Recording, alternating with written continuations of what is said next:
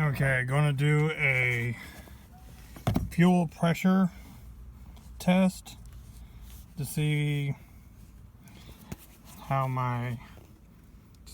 my fuel pump is bad in my 1992 Dodge, my 1992 Chevy S10 Blazer.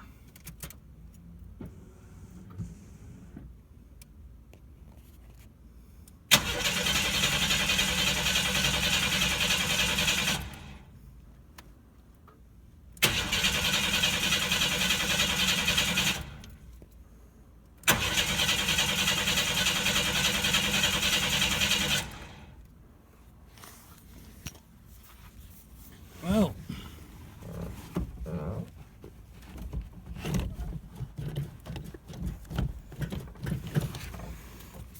I just pumped it up a couple times.